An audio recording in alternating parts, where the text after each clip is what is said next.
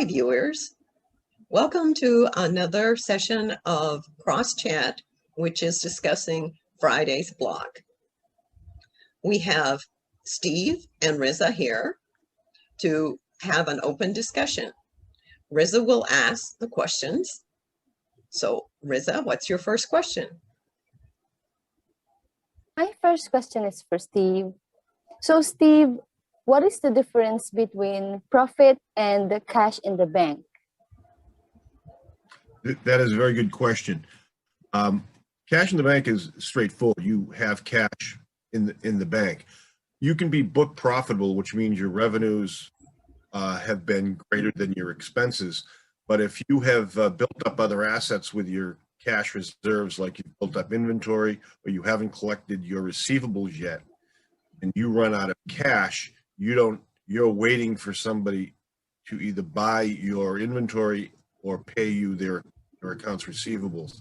And that's when it becomes very, very difficult. So yes, you can, it is possible for a company to be profitable, but not have cash or access to cash because their cash is tied up in receivables or inventory.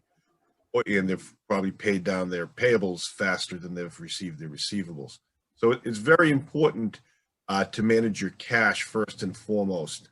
It's nice to have a company that's running profitable, but I've worked with companies who are very good at getting huge loans and investment from shareholders who went decade without being profitable, but he never ran out of cash. There are quite a few famous startup companies that happens to. So being able to raise cash and save cash is critical. On a smaller business, your three ways you manage your cash is to keep your spending in line, but also the actual paying of that to stretch that out as long as possible is very a key in your cash management plan, as well as being able to plan well for when you receive your money.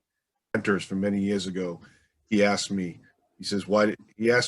why do businesses fail and go out of business? And I said, because they're not profitable. He said, no, it's because they run out of cash. That's what will kill you if you run out of cash. Thank you for that information, Steve.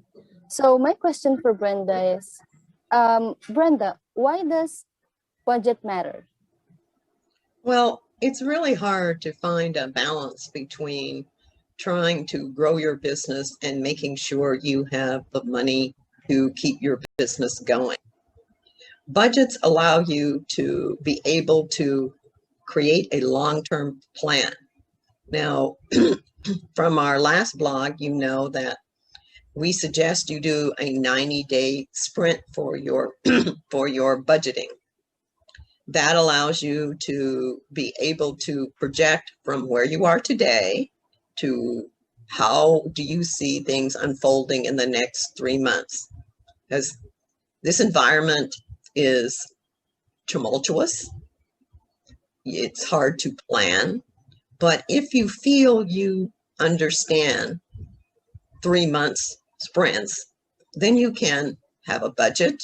You can project realistically what your sales are going to be. And then you're going to be able to match those expenses.